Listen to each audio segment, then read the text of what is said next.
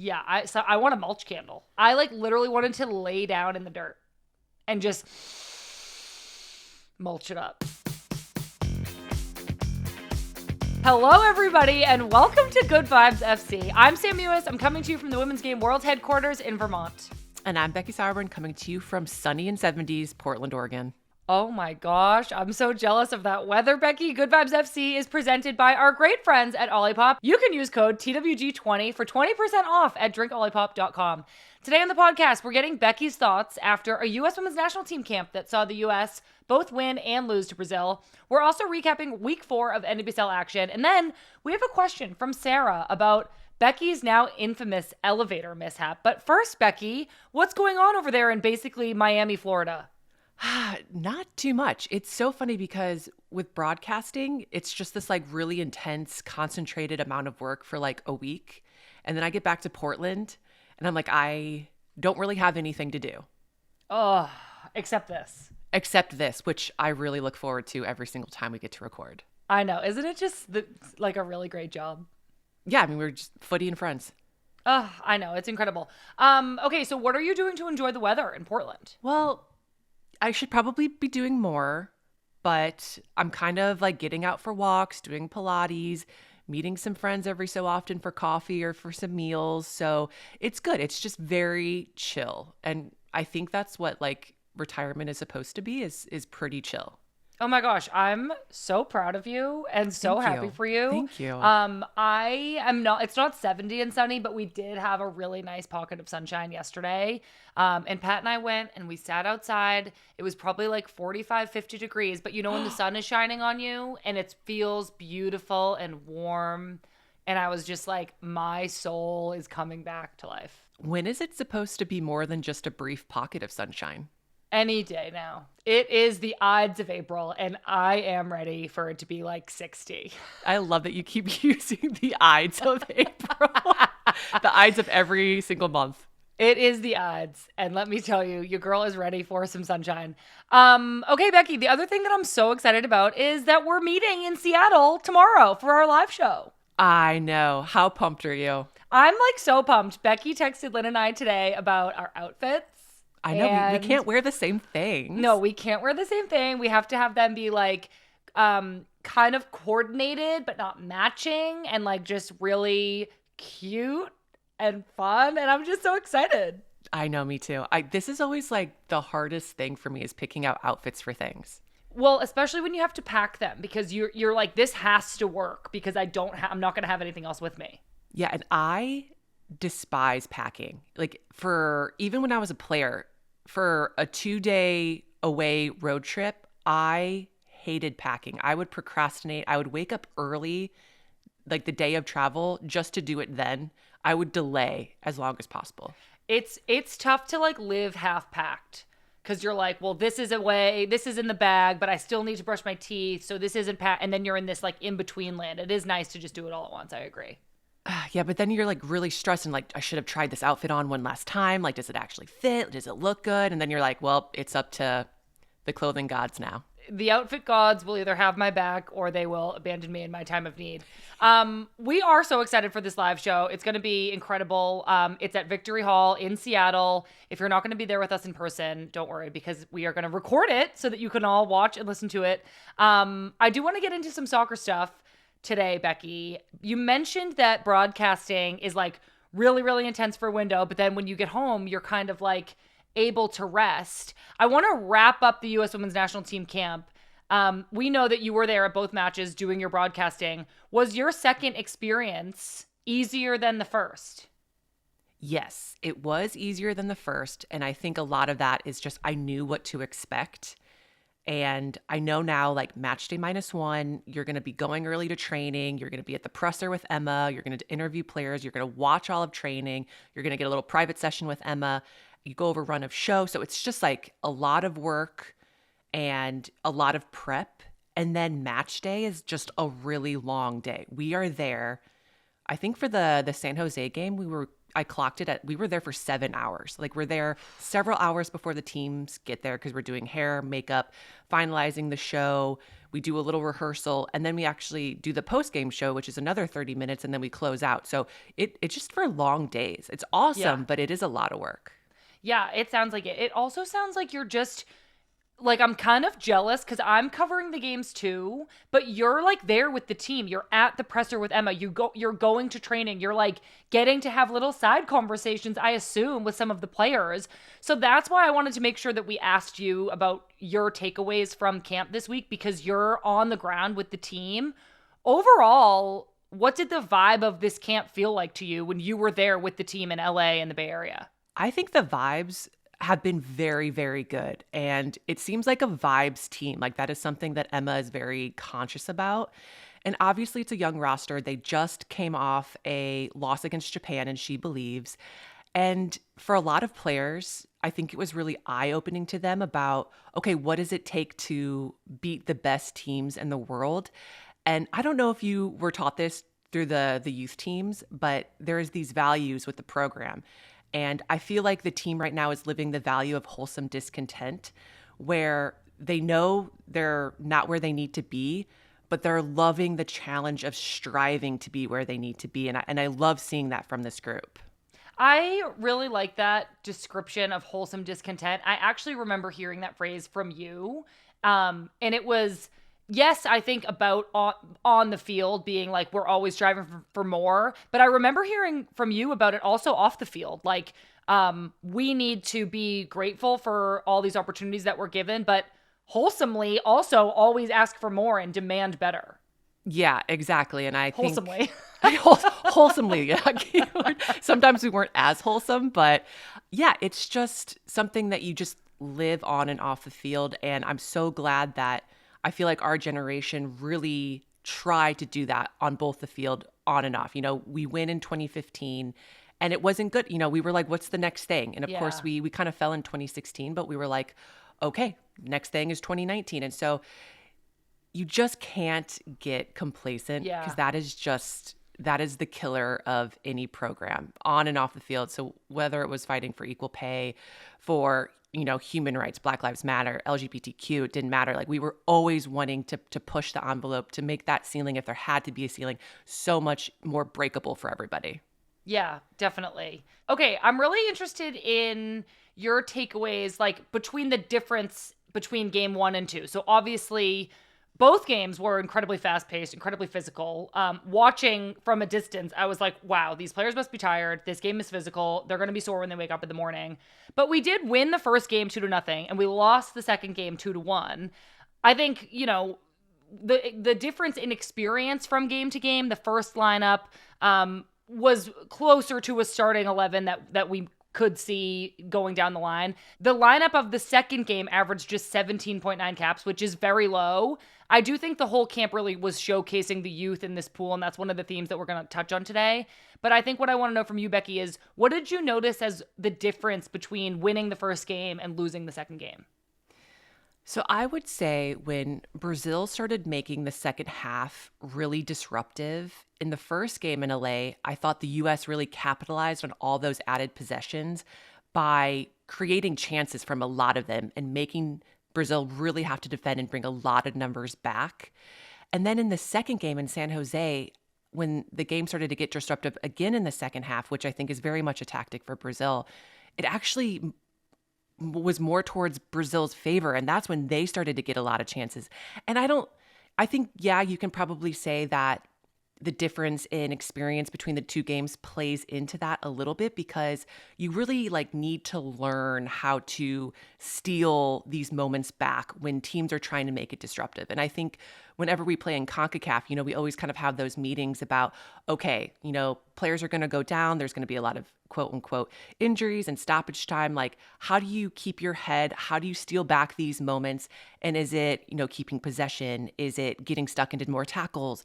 Is it having that composure after you get stuck into a tackle? Can you connect that next pass? And how do you get back that momentum? And I think this group in that second game really got to experience that and realize oh, when a team is doing this, these are things that we're really going to have to hone in and focus on. And I would also say another thing, I thought in the first game that the US was more willing to go direct and kind of bypass that midfield because we know that Brazil likes to man-to-man mark.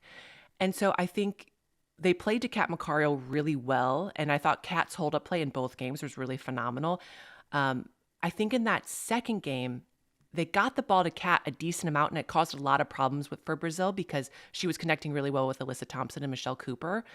But I think sometimes that was interrupted because we were trying to play on the ground or we were trying to play out of the back. And with just a new group of players with less experience, you're not quite sure what you can get away with. Yeah. And so it just led to some of our own problems by giving the ball away. Yeah, I think it's like that next layer of experience that it's like in the first game, it was super hectic. And if a player made a mistake, maybe that was a player who was at the Olympics last summer or who has a bunch of caps or who has kind of been around the block with this team. And they understand that, yeah, this is going to be a crazy game. I can give the ball away and still execute our game plan the next time. I can deal with getting fouled and still get up and keep, mentally, emotionally on track. And I think what happens when you have just a totally different lineup and a lot less experience is when things aren't going according to plan, when you're maybe thrown off a little bit, that recovery time, that focus time, that split second that it takes you to be like, oh, wow, this is a crazy game. That's when Brazil has kind of jumped on another second ball or created another chance.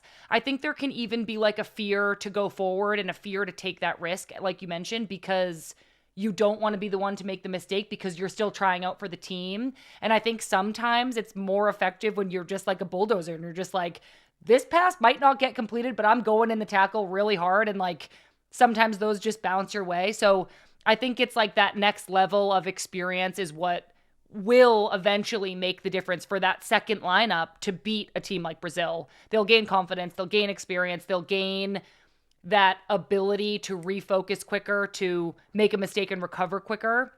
So I felt like I totally agree with everything you said. I felt like there was just a difference in execution and like confidence. Which national team players do you think headed back to their NWSL clubs at the end of camp feeling really good about their performances in camp? I think Trinity Rodman should feel really good coming back into the Spirit. I thought she had a really, really strong first game.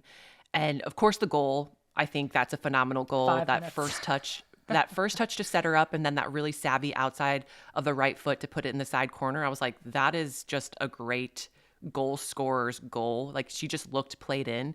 But what I loved most about her performance was her defensive presence. I mean, she was back in the 18 doing 1v1s, clearing balls, sliding.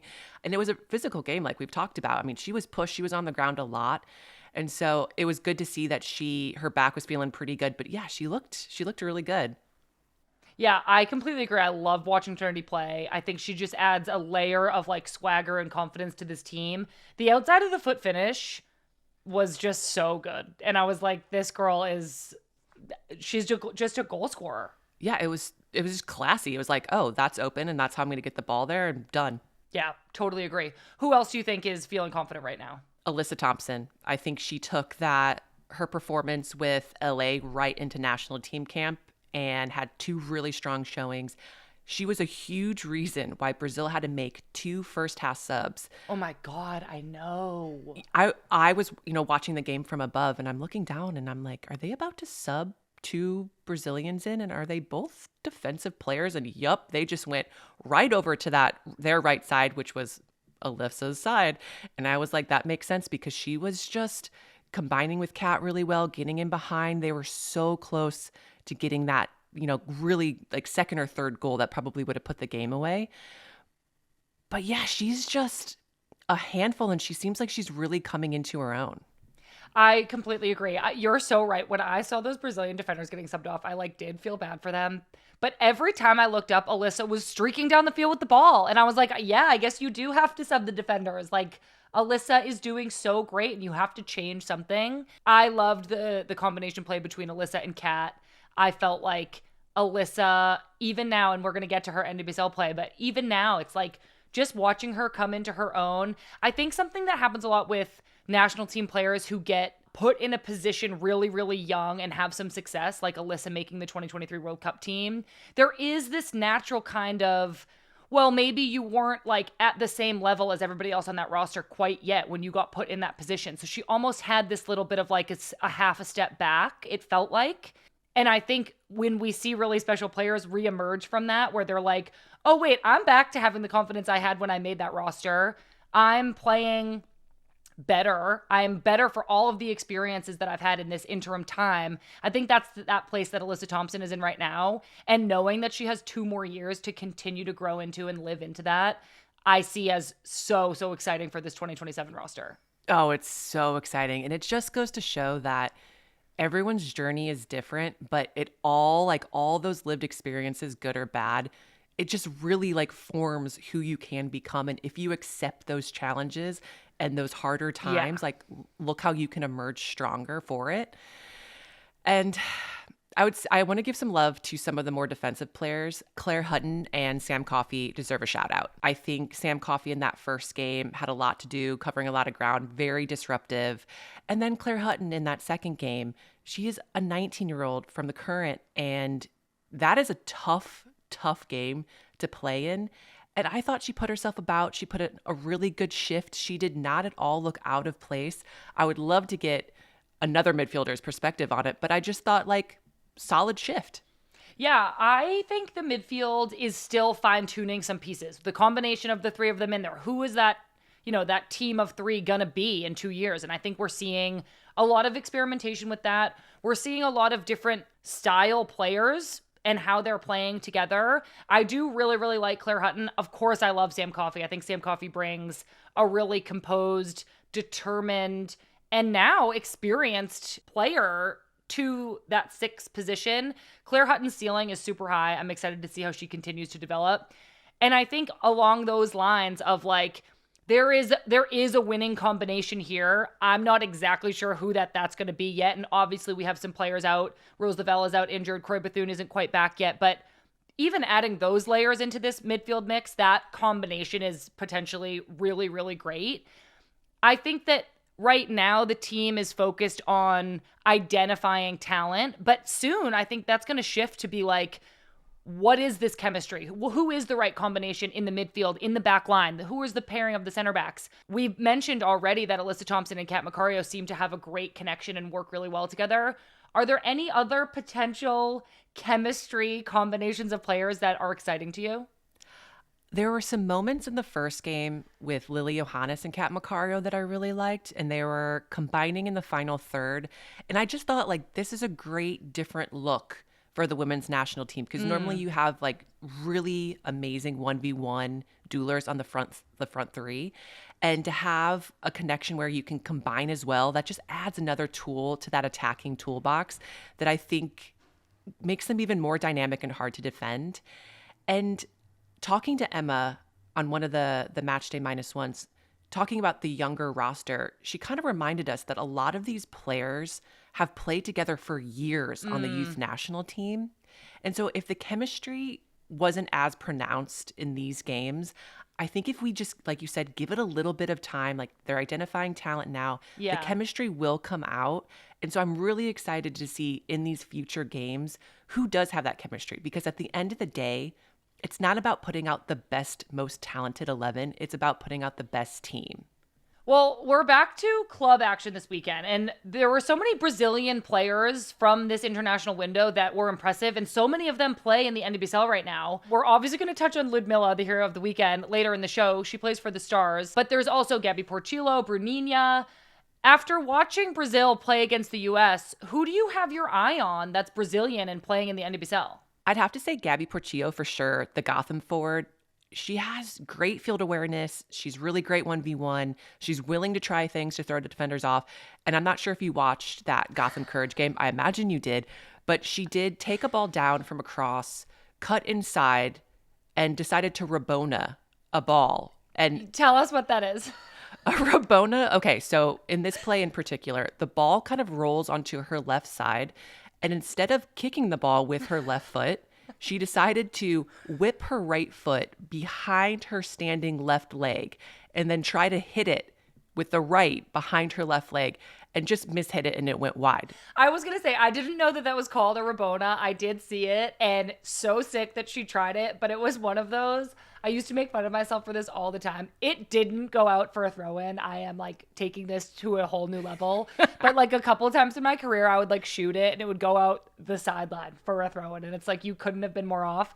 This was very cool of Gabby Portillo to try, but it didn't really come off the way she had hoped. And I was kind of like, you should have just kicked it with your left foot. Yeah, I mean, it takes some audacity, and I hopefully we'll talk about this a little bit later, but that never would have crossed my mind to try to do. Literally never. But she's adding another flair to Gotham. Gotham already has a lot of really great international talent. And I think that this as an attacking layer for them is really, really great. And again, just this Brazilian contingent? Yeah. Contingency?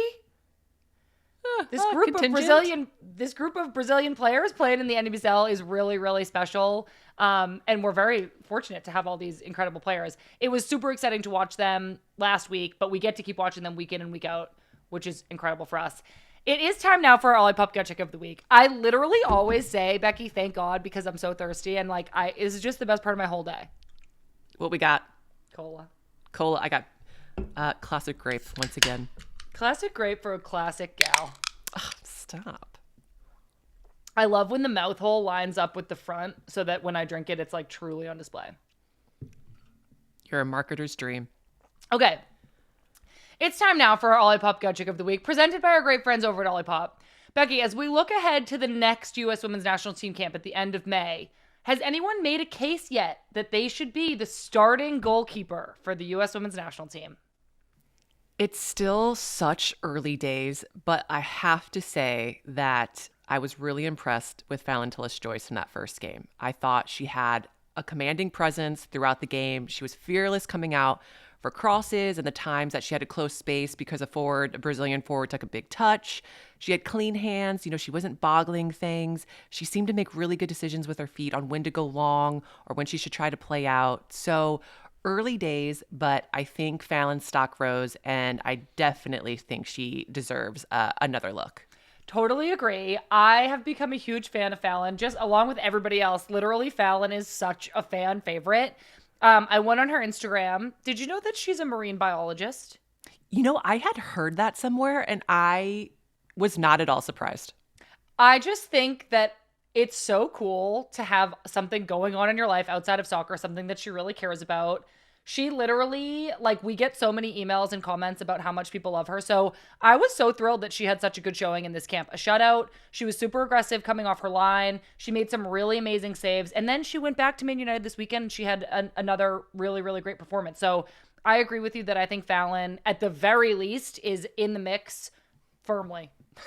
Yes. Absolutely firmly in the mix. Hot take, Sam. All right, that was our Olipop gut check of the week. So let us know in the comments, who is your U.S. Women's National Team starting goalkeeper? We have to take a quick break, but when we get back, we're covering everything week 4 of the NWSL. Don't go anywhere. All right, welcome back, everybody. Let's get into the NWSL games from this past weekend. First and foremost, a huge welcome back to some of our favorite players from this weekend. We saw the returns of 3 game changers in the NWSL: Bella Bixby, Lynn Biyendolo, and Midge Purce.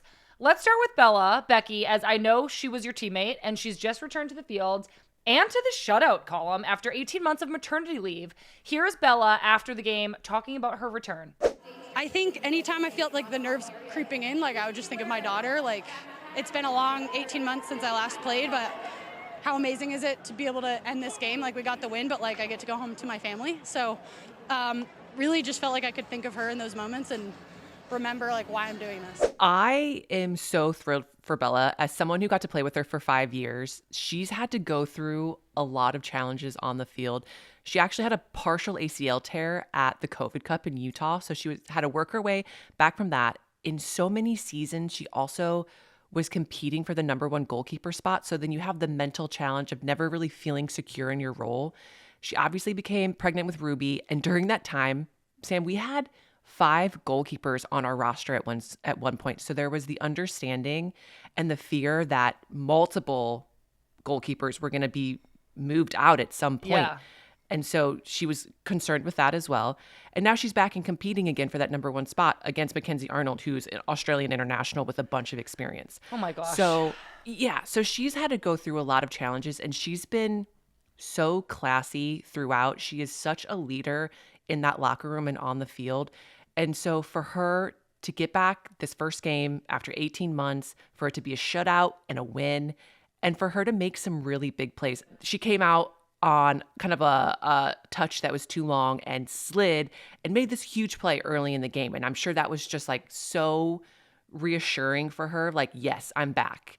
And also the added benefit of having your daughter and your husband at the game to witness this first game back and for it to go so well, it just makes me really happy for her. I know. You've always spoken so highly of her, so I wanted to make sure to ask you about it. This is so cool to see, and I did see that play. I think to trust your gut instinct on a play like that and come out and do the right thing and have it like come off, again, like you said, it's just like a vote of confidence that you're ready to be back and that you haven't missed a beat. So super exciting to see Bella Bixby back for the Thorns. She helped Portland secure a 1-0 win over Utah. Raylan Turner scored her second on the season for the Thorns. It was a great team goal and a much-needed win for Portland. Next up in our series of returning players, it was the return of Lynn Biyendolo, our Good Vibes FC co-host. Lynn made her debut for Seattle Reign this weekend, and despite the Reign losing to what really is an unstoppable Orlando, I thought Lynn made a huge impact, and we got to see a glimpse of what she's going to be able to provide for this Seattle team this season. Speaking of, Becky, Seattle and Portland have a huge game coming up on Friday. That's the Cascadia rivalry, and that's a game that you've played in, and it's exactly what we're talking about at our live show in Seattle this week. So can you just give us a quick preview of what to expect at this game on Friday? Sure. I mean, I don't want to give away too much, but it honestly doesn't matter if it's a preseason scrimmage, a Challenge Cup game, or if it's the regular season. There is just something about this rivalry. It is high intensity, it's physical, and the best thing is that it's at Seattle's place, and the Thorns love winning in Seattle. Oh my goodness, that is kind of terrifying. Well, if you want more on the Cascadia rivalry, we are talking about it at our live show in Seattle on Wednesday of this week. That show will be available for you all to listen back to. So make sure you catch that. We also welcomed back Midge Purce, who was out with a torn ACL since the opening game of the 2024 season. Midge is back. Gotham gets their first win of the season. That's probably not a coincidence. Becky, what do you think Midge brings to a team? So there's this one play that I think perfectly encapsulates what Midge brings to this team. And it was one of her first dribbling passages. She gets the ball near the sideline. 2 defenders are on her. She splits the 2 and then decides to mag the recovering defender. And then as she's getting sandwiched by the 2, she knows she can draw the foul and goes down. And it's just perfect Midge. It is brave. It is technical. It is savvy. Oh my gosh. Well, having her back is certainly going to help Gotham. I mean, I think that Gotham, we've been talking about some of their players already. Their attack is really, really great. And as soon as they can kind of click it all together like they did this weekend, I think they will be hopefully shooting higher up in the table. Some other big storylines from this weekend. Ashley Hatch for the Washington Spirit has 4 goals in 4 games. Hatch is also coming off a positive performance from the first U.S. Women's National Team game against Brazil. And like I said, she's been in really great form for the Spirit so far this season. The Spirit do feel like they're like finding their rhythm now, but they're playing Orlando this weekend, which is obviously a very formidable opponent and could definitely disrupt this rhythm that the Spirit have found. Do you have any early predictions for that game? I don't have any predictions, but I would not be shocked if the Spirit win that match. I feel like it's one of those games that it really can go either way. Both teams are so super talented. They've got goal scorers. They've got strong defense. I don't feel comfortable giving a prediction. I know. There's so much, I don't want to say bad blood, but I will because it's just going to like heighten the stakes a little bit. This was the Challenge Cup, the very first game to kick off the season. This was the Challenge Cup, which the Spirit won, and a rematch of the NWSL Championship from 2024, which Orlando won. I think it's kind of like a rivalry weekend.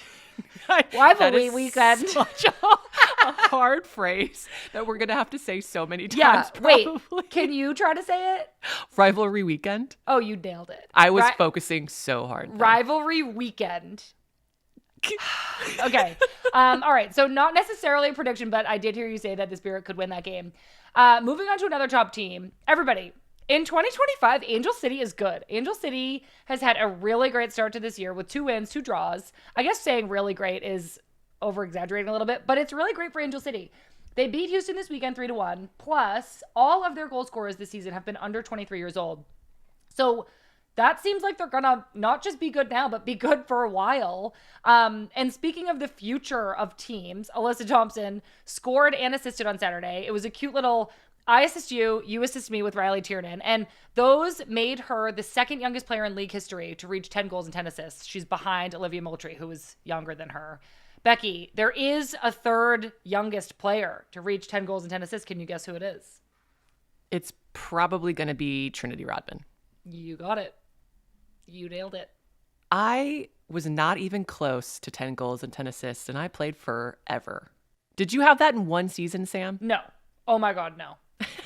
I think my rookie year, I got like 4 goals. And how many assists? Less. I like never had a lot of assists ever. Like there's no, and which is actually like, I'm disappointed in that. Is it because you're a very selfish player? The numbers don't lie. Well, Orlando and Kansas City, this doesn't even feel like news, but I, of course, support them, so I'm going to report it. They both continued their great runs of form, starting their seasons off 4-0. Barbara Banda and Temo Chewinga certainly remain two of the biggest storylines of this NWSL season, but with so much talk about Brazil earlier in this episode, I do just want to comment on how well Debinha is doing for Kansas City. She is in such great form right now, and I think when she's healthy and consistently playing, you really get to see as an observer what she brings to any team that she's on. And Sam, you can talk better about this than anyone, really. And I don't understand why she's not being selected for Brazil. I don't know if there's something else going on that we just aren't privy to, but she would be such a great addition to an already stacked team. And I was so fortunate I got to be part of an interview with Cece, this Brazilian legend. And if you are unfamiliar with her, basically just Google best goal of 1999 World Cup, and it'll be a CC free kick that got them into the semifinal of that World Cup. It is unreal. But even she was saying how much she admires Debinha as a player and a person. And it just makes me like, what's going on? Why is Arthur Elias not bringing her back in? It is like truly one of the greatest mysteries of our time. I played with Debinha for years. I like in another world, somebody could say maybe she didn't fit in with the culture of the team, but that is absolutely not the case as far as I know. Debinha is an incredible teammate, a hard worker. She wants her teammates to succeed. She's a great person. She's a great friend. It can't be a culture thing.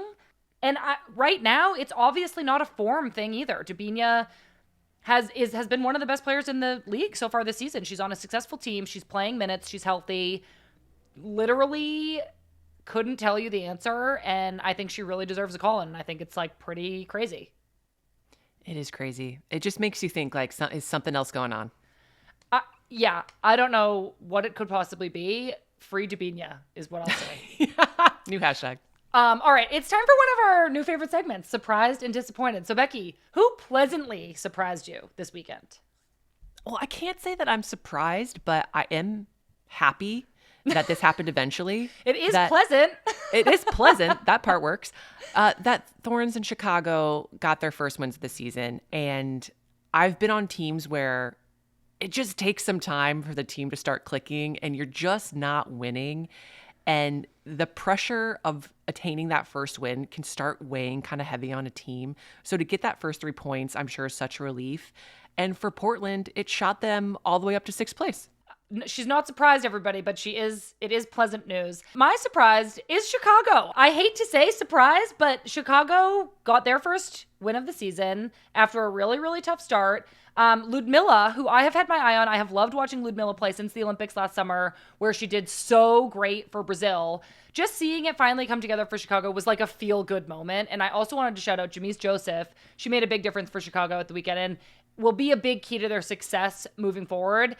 Sadly, we do have to ask about disappointed Becky, and there's really no way to beat around the bush on this one. So who are you disappointed in?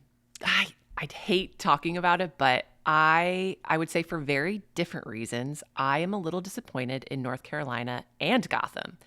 And for the Courage, it was not looking like themselves in a big game. And I know they have woes on the road, but a lot of their problems came from loose touches, inaccurate passes, maybe a lack of defensive discipline, which is so unlike them. And then Gotham, they should have scored more goals, Sam. And it should not have been a 3-1 game. It should have probably been 5-1 or 6-1. And it was disappointing to me because there were missed passes to tap in goals. Like there were opportunities for easy goals to be scored. And instead, a player maybe tries to take on another player or they just don't see the pass. And so I really think at the end of a season, when goal differential really starts to matter, you want these 5-1, 6-1 games because in the NWSL with the parity, like goal differential really can start to matter. And these games can haunt you. You're so right. I think it's such a Becky thing to do to just be disappointed in one whole game. She's disappointed in both teams. Becky's not just looking at the wins and loss column. Becky is just disappointed in the spirit of this game. Oh, that's terrible. No, I actually think it's so insightful because you clearly saw what this game had on offer and you didn't think that either team took advantage of it or played fully to their strengths. I think that's really smart. I hate saying I'm disappointed in North Carolina, but it's one of those things where it's like I love them so much that I know I can expect more. And I would never, ever root against them or count them out. But I just felt like they had some early chances, but that last layer of their attack just isn't clicking yet. It's just not connecting. They have tools. We're all so excited about Jaden Shaw. I'm so excited about Ashley Sanchez. I think it will come. I appreciate your take that they weren't playing quite like themselves and agree that their defense just didn't look like it was firing on all cylinders. Players getting beat who usually don't get beat. The marking in the box was off. They allowed 21 shots, 8 on target, and we just saw some mistakes. They have 0 wins in their first 4 games, and so I can't help but be a little disappointed, but I'm definitely rooting for them. For sure.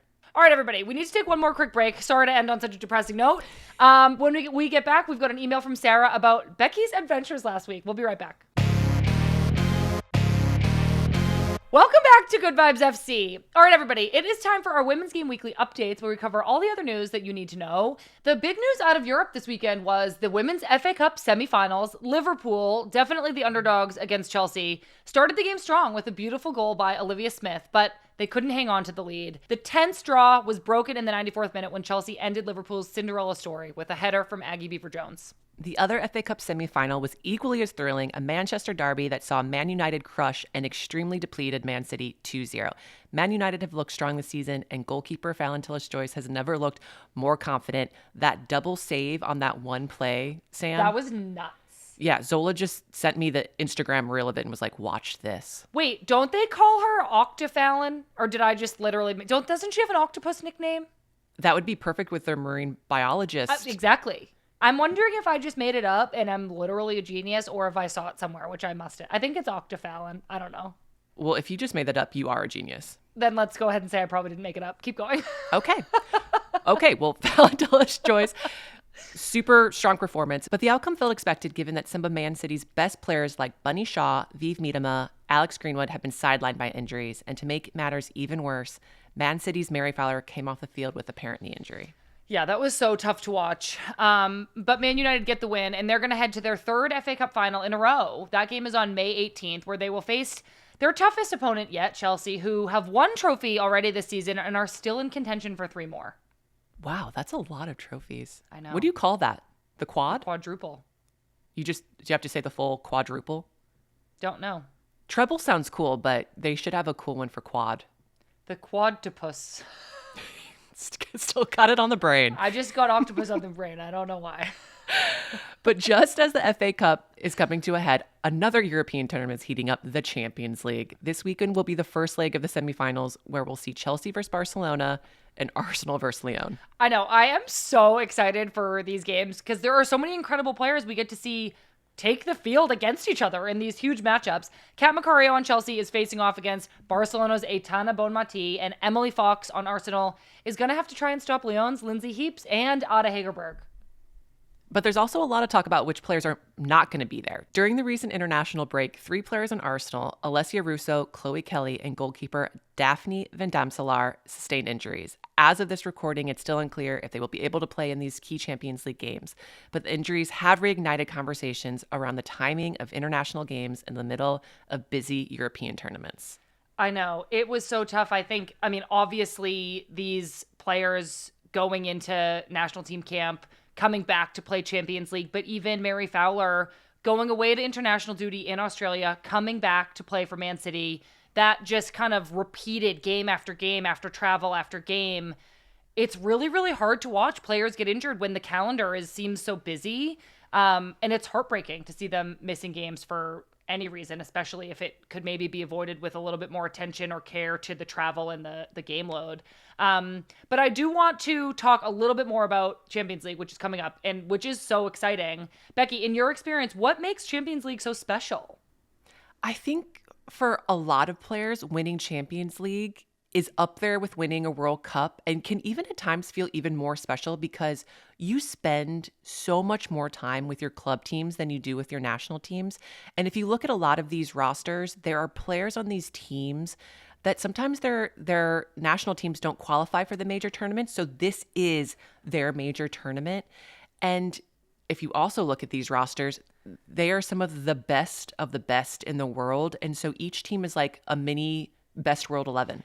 I know these 4 teams that are left in Champions League are so, so good. And I think that while the quarterfinal, some of those legs felt a little bit uneven. Lyon won by a lot on aggregate. Barcelona won by a lot on aggregate. This semifinal matchup, like both sides are going to be really, really close and really, really competitive. And we do have some important news just a little bit closer to home. Last week, it was announced that the 2028 Los Angeles Olympics will expand women's football from having 12 teams to having 16 teams. This decision came through the IOC, and it's part of a larger effort to equalize representation at the Olympics. So with this decision, female athletes will be in the majority at the Olympics for the first time. Hell yeah. I know. Let's go. All right. Let's literally go over to the inbox. We got an email from Sarah that asks, "Hi, Sammy, Becky, and Lynn. Longtime listener, Chomp. You all crack me up, and I look forward to listening every time I garden. Sam, so excited you've gotten into the gardening game. Shout out, Sarah. So we all saw Becky got stuck in the elevator with Alana Cook and Avery Patterson. What a way for Patterson to start off her U.S. Women's National Team debut. My question is, Becky, did you all play any games to pass the time? How did everyone take it? Spill the tea. And how did your blazer fare after that slide out of the elevator? You killed it as always reporting. P.S. It's on my 2025 bingo board to get my question read on the women's game. Go Pride, Sarah. Sarah, I'm literally so happy that we can put a little cross off your 2025 bingo card. That's incredible. Becky, tell us all about the elevator incident. It is the content that honestly just keeps giving. But Sam, I don't think I got to tell you that. I met Avery Patterson on match day -1 before the elevator incident.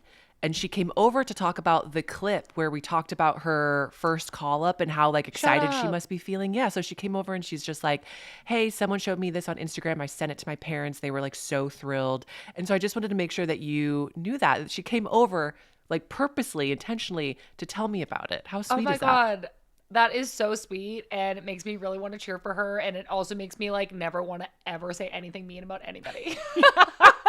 We should probably get rid of that disappointed segment then. I know. So when I got stuck in the elevator with Alana and Avery, I was like, oh, okay, like I know Avery. This could be really awkward if it was someone I didn't know very well. Yeah. So we did not play any games. There was another couple in the elevator with us. We were all another couple in the elevator with you? Yeah, so the video of Avery and I escaping the elevator, that was filmed by this other couple. They then met us in the lobby, came over and was like, "Hey, we filmed this. Would you like it?" And I was with some of the TNT producers and they were like, "Absolutely, send us this video right now. We're going to put it on the pre-show." They were loving the content. Oh my God. This is news to like, I think me and I think the world that there were other people in there with you and they have obviously filmed it. Who else would have filmed it? I mean, you were sliding out of the elevator. You were the last one in there. I'm just, selfie style. Like, come on, firefighters, just take me out of this thing head first. Oh my gosh. Wait, so how long were you stuck? We were probably stuck 45 to 50 minutes and we had not one, but 2 fire trucks show up. So there was like 8 to 10 firefighters. We were trying to open the doors, but they wouldn't open more than a few inches. And they wanted us to kind of like reach our hand up the inside of the elevator doors and hit this like release valve. No. And so the guy that was with us, he was the tallest and it was up above. And so he was trying to do it. And he's just like, the release valve's not working. It's not releasing. So the firefighters are like, okay, we're going to have to approach this from a different perspective. So that took more time. They had to figure out how to open the doors. And eventually, as you can see, the doors opened, but the elevators were stuck between the second and third floor. So there was about, 2 feet of an opening. And the firefighters are like, okay, why don't you guys get out head first? And Alana was like, sure. So she had her big suitcase. So like the suitcase got to go first. And I was like, okay, this is a good test. Like the suitcase is intact. Alana went, and then you saw Avery, and she was asking all these questions about, are we sure the electricity is off? Are we sure this is safe? Oh my God. And I was thinking, great questions. These are really, really good questions. If you've seen Speed, Final Destination, like all of these movies with like terrible elevator scenes. So wait, I'm like not interested in pressing the release valve. Like, what if it just released too much and crashed all the way to the bottom floor? Well, the release valve is for the doors, not for like the braking system. Okay. Or at least that was my assumption. That maybe was a clarification question I should have asked. Well, you're fine. You made it out. How did your blazer do? Blazer was great. There was no smudges or anything. I think because I was literally like, okay, firefighters, I'm ready, take me. And I was only on the ground for maybe 5 seconds. Oh my gosh, Becky. Well, was it like funny, stressful, both? It was not that stressful. And I think it's because, Alana, she's just very chill and composed. And then Avery was very chill. The couple was great. I mean, I was talking to Alana about home ownership, and then I was just talking to Avery, just like getting to know her.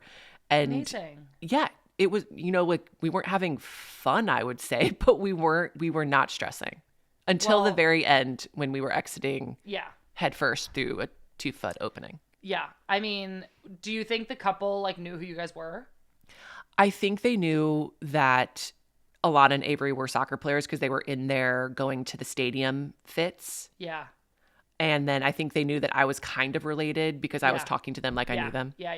We're glad you're okay. Sarah, thank you for asking, because we got the inside scoop on the elevator story that we really, really needed. Don't forget, anybody who wants to write us with a question for this podcast, you can send us an email at womensgamemib@menandblazers.com.